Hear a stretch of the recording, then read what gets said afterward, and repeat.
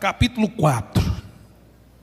Hoje nós vamos falar sobre corações incendiados não se rendem à oposição à obra de Deus. No capítulo 3 nós ensinamos sobre as lições da cura de um coxo. Extraímos as lições e aprendemos com os apóstolos orando, com a expectativa de misericórdia daquele coxo, o uso da autoridade do nome de Jesus, a rejeição da idolatria, do comportamento, dos olhares das pessoas para os apóstolos, como se eles tivessem feito uma coisa por eles mesmos. Mas agora nós temos a repercussão daquilo. Enquanto os apóstolos usaram milagre para pregar Jesus, isso aqui é interessante, porque há pessoas que usam milagres para se promoverem a si mesmas. Os apóstolos não fizeram isso. Eles usaram os milagres para promover o nome de Jesus. Enquanto estavam pregando, capítulo 4, versículo 1 diz que vieram sacerdotes, o capitão do templo e os saduceus. Os saduceus fizeram parte do contexto que Jesus vivia, mas eles não foram uma grande oposição ao ministério de Jesus. Os maiores embates do Senhor Jesus foram com os fariseus. Os fariseus sempre estavam em debate com Jesus. Os saduceus tinham uma crença diferente. Eles eram judeus, criam no judaísmo, mas eles nem acreditavam na ressurreição dos mortos, não acreditavam em milagres, não acreditavam na existência de anjos, e até mesmo em relação à expectativa messiânica, ou seja, da vinda do Messias, eles achavam que isso já tinha se cumprido por ocasião das revoluções dos macabeus no período interbíblico, ou seja, o período entre o Antigo e o Novo Testamento. Acontece que Jesus, já pertinho do fim do seu ministério, mexeu na ferida deles. Quando o Senhor purificou o templo, soltou os animais, possivelmente bateu nos cambistas, movido não pelo descontrole emocional, mas pelo zelo, pela obra do Senhor, Jesus deixou os saduceus expostos, porque a maior parte dos sacerdotes eram adeptos dos saduceus. Imagine só o que é a liderança espiritual de Israel não acreditar em ressurreição dos mortos, não acreditar em milagres, não acreditar em anjos, não acreditar no mundo espiritual, nem acreditar na esperança messiânica. Se a liderança estava morta espiritualmente, imagine o estado espiritual do povo. Quando eles perceberam que havia um discurso falando sobre ressurreição dos mortos, falando sobre Jesus Cristo, e esse discurso estava trazendo pessoas agora à nova fé, eles ficaram doídos. E a Bíblia diz no versículo 2 que, doendo-se muito de que ensinassem o povo e anunciassem em Jesus a ressurreição dos mortos, lançaram mão deles e os encarceraram na prisão. Essa é a primeira prisão das muitas que os discípulos de Jesus iriam enfrentar. É a primeira perseguição institucional. Eles são presos por qual motivo? Ensinar sobre Jesus. No dia seguinte, os sacerdotes se reúnem, os principais, os parentes do sumo sacerdote, se reúnem. E o objetivo era produzir uma intimidação pegaram as pessoas mais poderosas, mais influentes de Israel e levaram para uma reunião com os apóstolos. Colocaram eles no meio e perguntaram: com que poder? Ou em nome de quem vocês fizeram este sinal? E aquilo que deveria ser o julgamento dos apóstolos por um milagre, pela cura de um coxo, foi invertido. Porque Pedro diz assim, cheio do Espírito Santo, ele afirma: principais do povo e vós, anciãos de Israel, visto que hoje somos interrogados pelo bem, pela cura que foi feita a um homem, seja conhecido de vós todos e de todo o povo de Israel, que foi em nome de Jesus Cristo, o Nazareno. Olha aqui a inversão. Eles estão sendo acusados de um milagre. Pedro, cheio do Espírito Santo, acusa eles de um crime. Diz assim: aquele a quem vocês crucificaram. Mas Deus ressuscitou dentre os mortos. Irmãos, que coisa boa é não ter brecha na vida. Porque eles poderiam acusar de qualquer brecha que eles pudessem ter naquela hora. Na hora que a única acusação foi: vocês curaram um coxo, eles puderam reverter isso e dizer: nós não cometemos crime. Nós fomos usados para um milagre, para o benefício de uma pessoa, mas vocês crucificaram o Senhor. Vocês carregam um crime. Agora, vocês podem até não acreditar em ressurreição, mas ele foi ressuscitado dentre os mortos. E é no nome dele que este homem está são, está curado diante de vocês. E Pedro começa a explicar: ele é a pedra que foi rejeitada por vocês, mas Deus o fez a principal pedra de esquina. E em nenhum outro, aqui está uma base sólida do cristianismo, em nenhum outro há salvação, porque debaixo do céu nenhum outro nome há dado entre os homens pelo qual importa que sejamos salvos. Ditas estas coisas, a Bíblia diz que eles viram a ousadia de Pedro e João. Ora, quem teria coragem de debater com os sacerdotes, com o sinédrio, com o capitão do templo, com os sumos sacerdotes?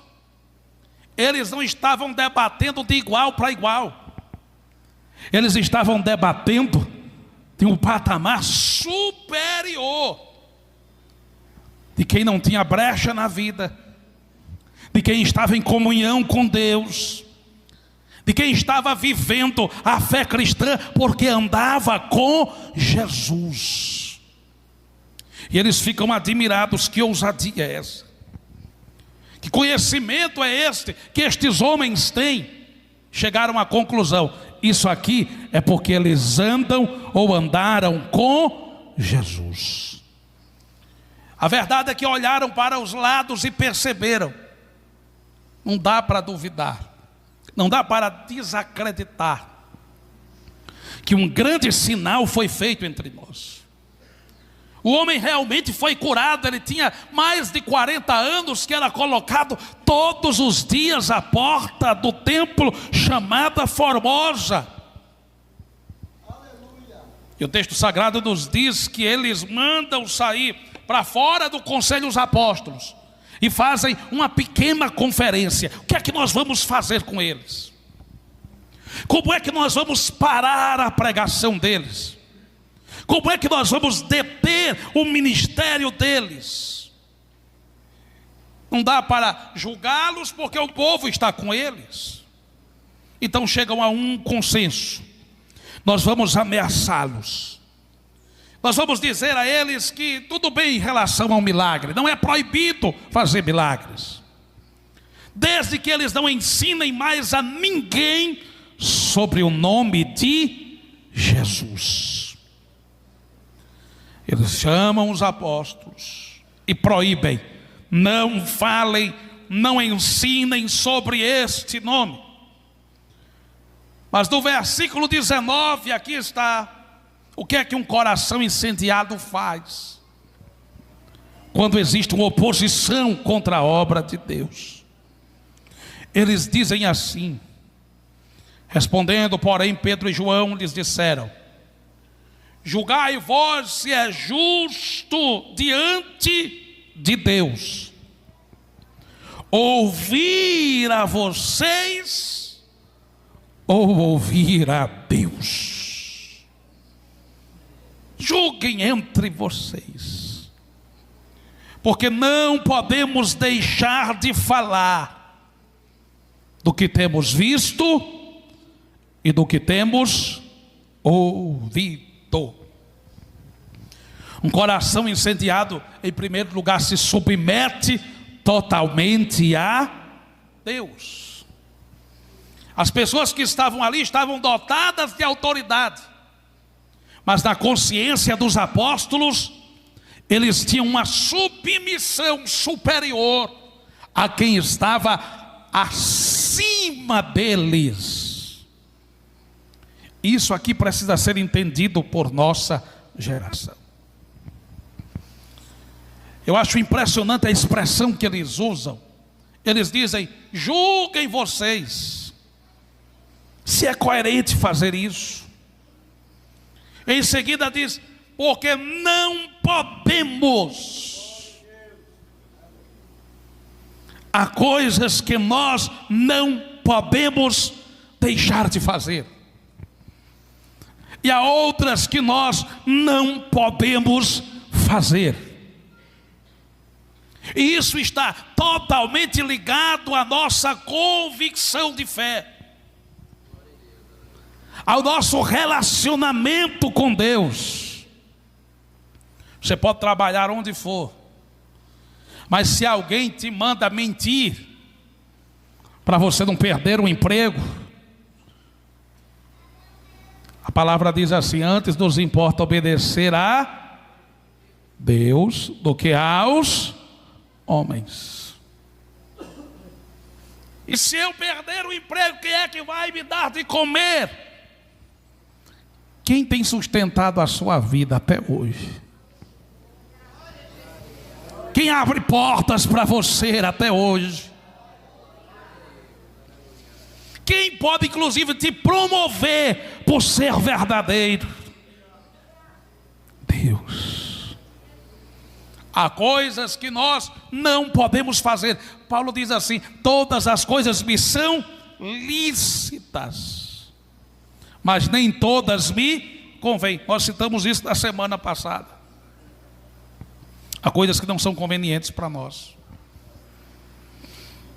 Há outras que são força de obrigação, ou estão sujeitas a determinadas obrigações, e elas não ferem a minha consciência, o meu relacionamento com Deus, nem o meu testemunho público. Tudo bem. Mas aquilo que ataca a sua convicção, aquilo que ataca os seus fundamentos, você pode e deve declarar: não posso fazer. Por quê? É por causa da sua religião? Não. É por causa do meu relacionamento com Deus. Isso aqui eu citei uma mentira, mas há outras coisas, há outros princípios que muitas vezes são quebrados por alguns irmãos para manter emprego, relacionamentos, amizades, influência. A forma de se vestir, por exemplo. Ah, pastor, o senhor vai determinar quais são as roupas que eu visto? De forma alguma. Mas a palavra de Deus ensina princípios. Quais princípios? Decência, simplicidade, honra. Nem toda roupa glorifica a Deus. Seja para homem ou para mulheres, tudo aquilo que é indecente, tudo aquilo que é imoral, tudo aquilo que chama a atenção em demasia para o corpo como um objeto a ser cobiçado e desejado. Todas estas coisas desonram o Evangelho e diminuem o cristão como pessoa, como ser, como gente. Nós não podemos fazer. Mas há coisas que nós não podemos deixar de fazer. Fizeram uma lei, e a lei era para todo o império. Ninguém pode orar a outro Deus, senão ao rei, ao imperador. Não pode haver oração. Ninguém pode se devotar a outra divindade, senão ao rei. Era um decreto. Os persas estavam por trás disso, os mesmos persas. Mas Daniel todos os dias orava 3 vezes ao dia. Nem a janela que ele costumava usar aberta para orar em direção a Jerusalém, nem a janela ele fez questão de fechar. Continuou aberta. E ele continuou orando como das outras vezes. E a única brecha que os seus adversários encontraram contra ele foi a oração. Tomara que a única brecha que encontrem na vida da gente seja oração, fidelidade a Deus. E foram dizer ao rei Dário: ele está desobedecendo o decreto. Ele não deixa de orar, nem com uma lei proibindo ele de orar ao Deus dele. Era o Antigo Testamento. Não era a vigência da graça, da igreja, da dispensação da graça. Mas a fidelidade a Deus transcende qualquer dispensação e aliança. E esse homem foi achado fiel. Aleluia. Foi posto numa cova de leões.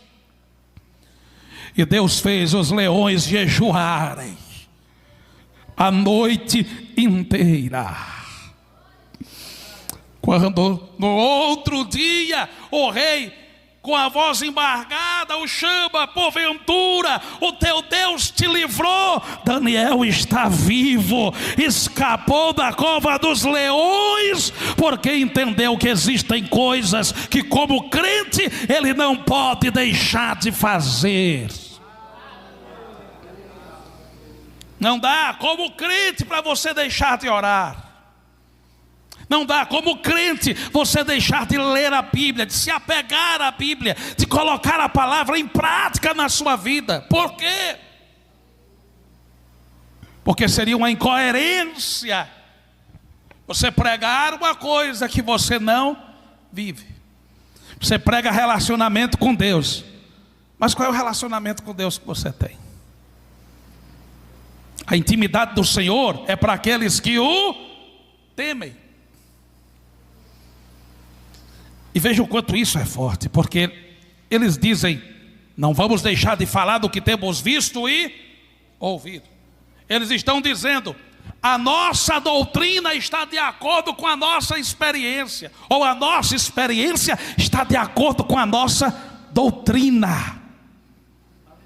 Eu estou anunciando aquilo que eu vivi.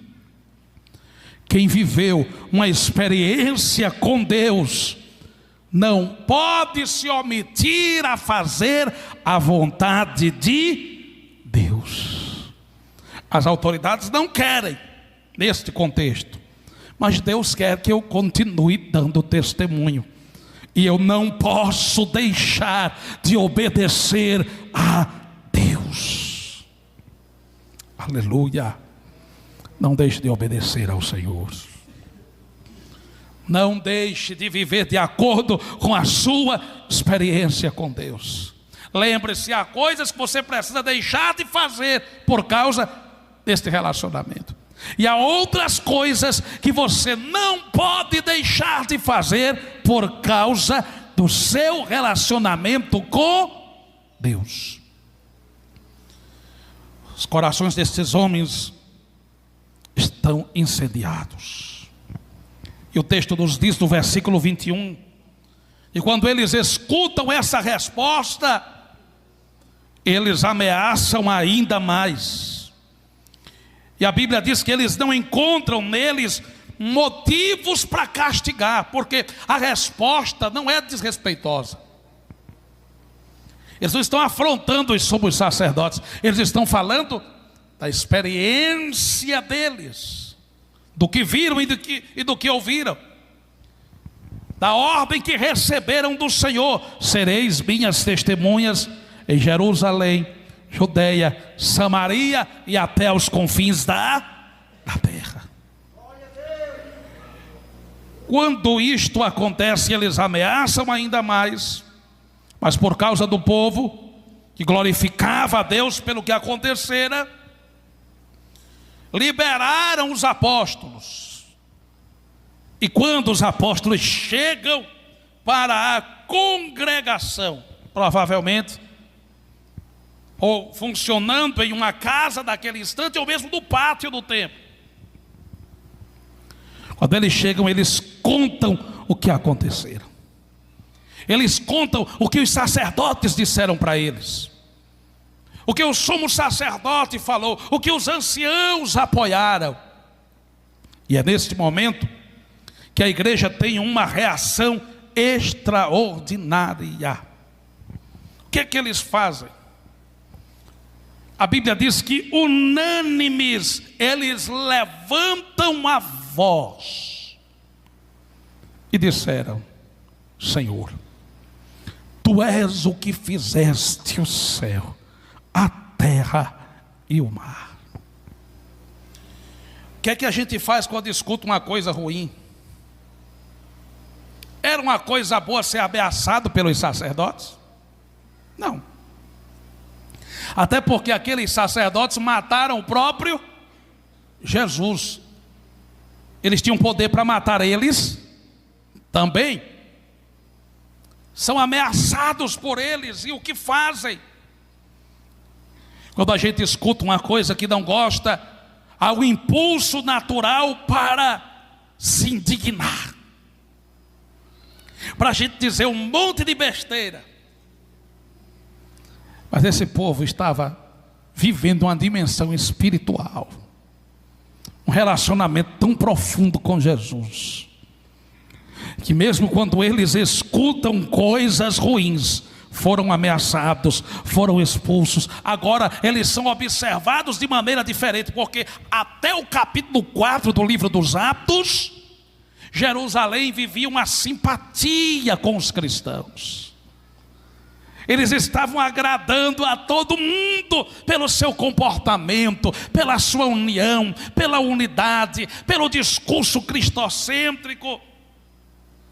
Mas agora é diferente. Agora as lideranças estão se posicionando contra. Estão ameaçando e tentando impedir o avanço, o crescimento da obra. E quando eles escutam isso, ao invés de ter uma reação carnal, olha como é que o crente age. Vamos orar. Vamos orar.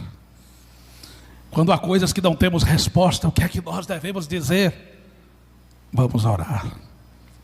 Quando há coisas que nós não sabemos o que fazer, o que é que a gente tem que dizer? Vamos orar. Mas eu quero a resposta agora. Vamos orar. A congregação escuta e eles já começam uma oração. A Bíblia diz que eles unânimes levantam a voz em oração. Não foi combinado. Todo mundo começou a orar junto espontaneamente. E eles disseram: Senhor, Tu és aleluia, o que fizeste o céu, a terra e o mar, e tudo o que neles há. Até a oração deve ser espiritual, porque tem oração que é carnal.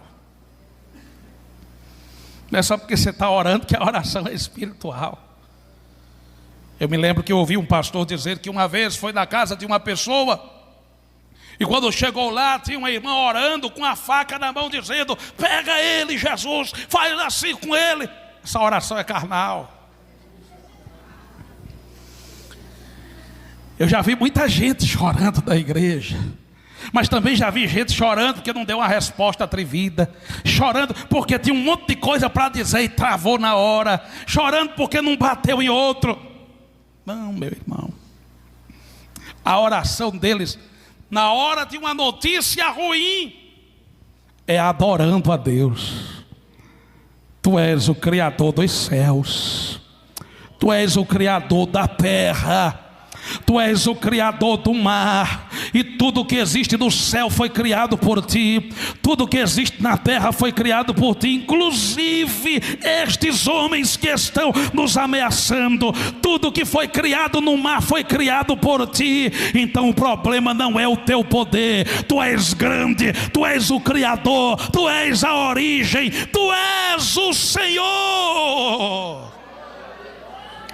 Essa não é a oração de quem está com medo, é a oração de quem está reconhecendo a grandeza de Deus. Às vezes parece que estamos orando, reconhecendo mais a grandeza dos problemas do que a grandeza de Deus. Eles não chegam dizendo: Senhor, são os poderosos que estão mandando a gente se calar. Eles não chegam dizendo: Senhor, são os sacerdotes que estão mandando a gente parar. Eles chegam dizendo: Senhor, Tu és o Criador dos céus, da terra, do mar e de tudo o que neles há.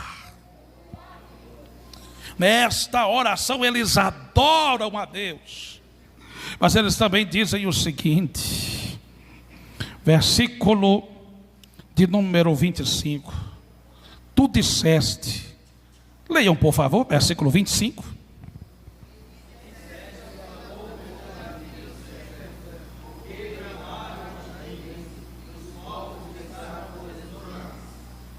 Prossigam.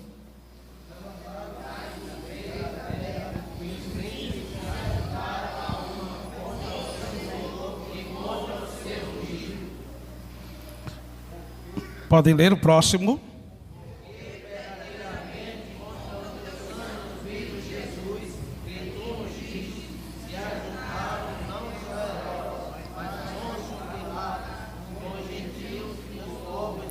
Para fechar, versículo 28.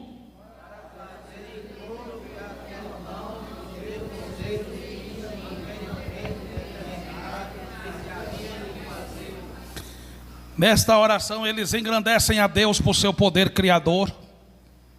Eles citam a Bíblia, estão citando um salmo, mas eles reconhecem a soberania de Deus.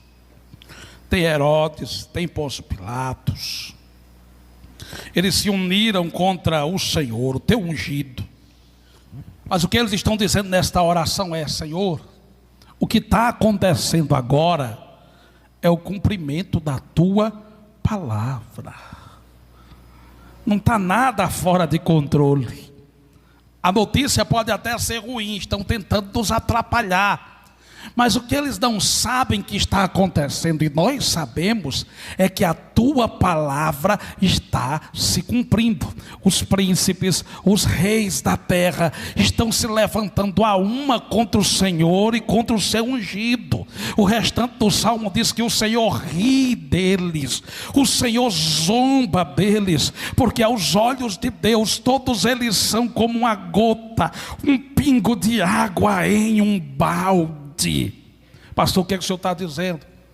Que na minha oração, na sua oração, nós precisamos não só reconhecer, mas também nos submetermos a soberania de Deus. Ou seja, o mundo pode estar virado de cabeça para baixo como está, valores sendo invertidos, o certo sendo tratado como errado, o errado como certo. Não está assim? Valores invertidos. Parece que o mal está prevalecendo no mundo, por toda parte. E nós não conhecemos metade das coisas erradas que existem no mundo. Paulo disse assim: o que eles fazem em oculto é vergonhoso até mencionar. Imaginem, um homem que tinha influência nos poderes da nossa nação, fretar um avião com prostitutas, para fazer festa para quem? Isso aqui é o mínimo. Sem contar os casos de corrupção, dentre outras coisas que acontecem aqui e que acontecem no mundo inteiro. Mas nós precisamos olhar para a Bíblia e entender que a palavra de Deus está se cumprindo. De maneira que quem for sujo, está escrito em Apocalipse, suje-se ainda. Você não está acreditando que vai ficar impune? Então continue fazendo isso. Agora, aquele que é santo, que sabe que Deus não vai passar a mão em cabeça de ninguém, Deus não tem de maneira alguma o errado por certo, não tem filhinho predileto, não tem parcialidade nos seus julgamentos, e Ele cobra de cada um segundo a sua santidade e a sua justiça, porque o crente sabe disso. A palavra de Deus diz assim: quem é santo, santifique-se ainda, porque a palavra vai se cumprir. Vai. A palavra diz assim: por se multiplicar a iniquidade, o amor de muitos vai esfriar. Mas muitos quer dizer todos? Não. Então o seu amor não precisa esfriar. O seu tem que estar aquecido como estava o deles.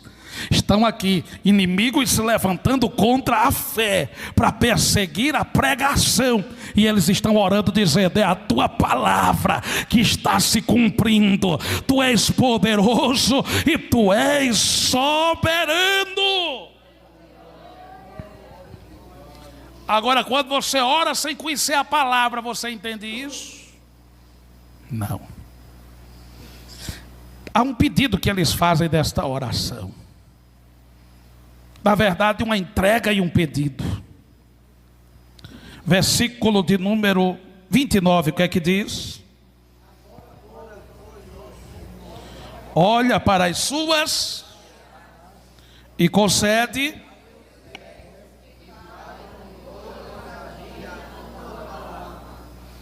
Sobre as ameaças, eles dizem: Senhor, olha para elas. O que é que significa isso, pastor Bruno? Eles estão dizendo: Senhor, eu entrego em tuas mãos. Eu não vou viver com raiva dos sacerdotes. Eu não vou ficar por aí me queixando porque estou sendo perseguido. Senhor, o Senhor está vendo. Tome em tuas mãos. Aprendamos a entregar a Deus aquilo que só Ele pode resolver. Levante assim a sua mão para o céu e diga: Senhor, eu ponho em tuas mãos aquilo que eu não posso resolver. Adore ao Senhor nesta hora.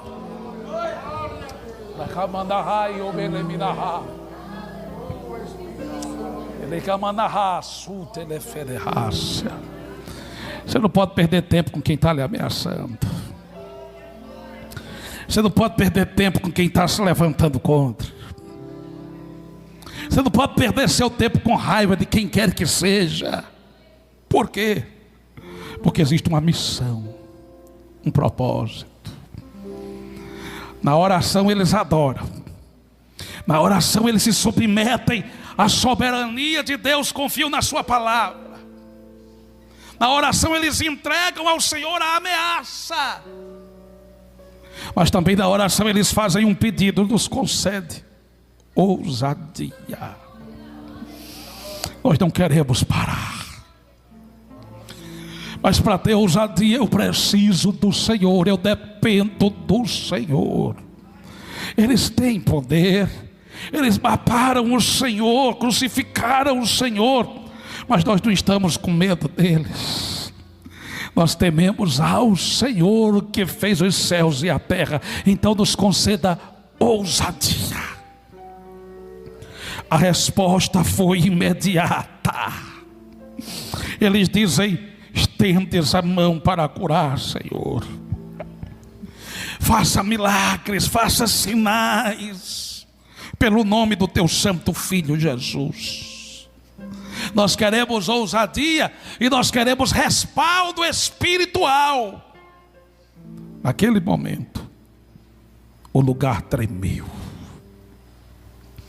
Imagine só um tremor de terra quando uma igreja está orando.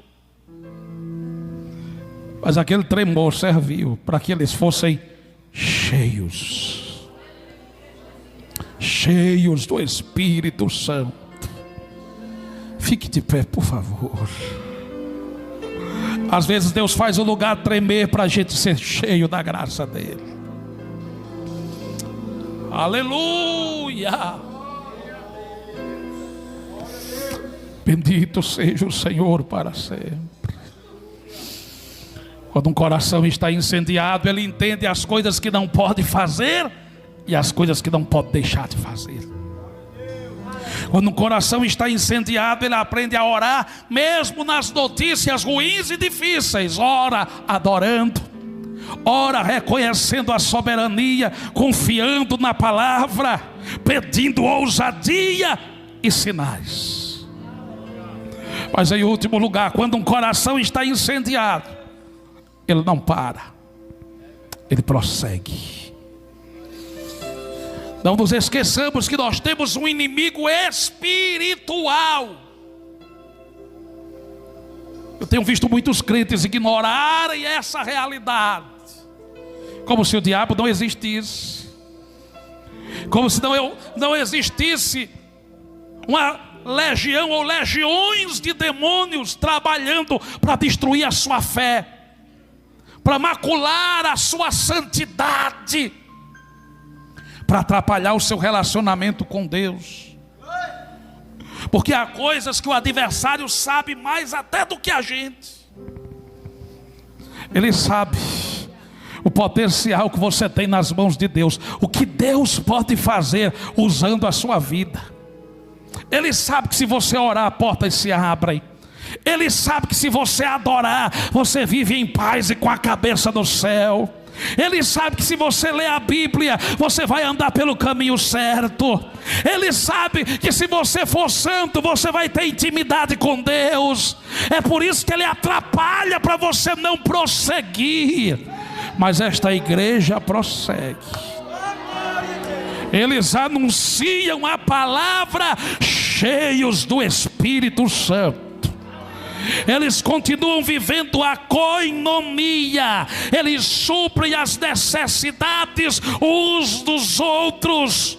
E eles continuam se doando com liberalidade. Deixa eu liberar uma palavra de Deus para a sua vida. Você não vai parar. Não é o fim, é o começo de uma obra grande para a sua vida. Então eu te convido a adorar ao Senhor. Eu te convido a glorificar a Deus. Eu não sei onde Deus tem te colocado, mas Ele tem feito isso para você glorificar a Ele. Seja na doença ou na saúde, seja na abundância ou na escassez, seja sob ameaça ou com liberdade, seja debaixo de pressão ou com tudo favorável. Não pare, prossiga,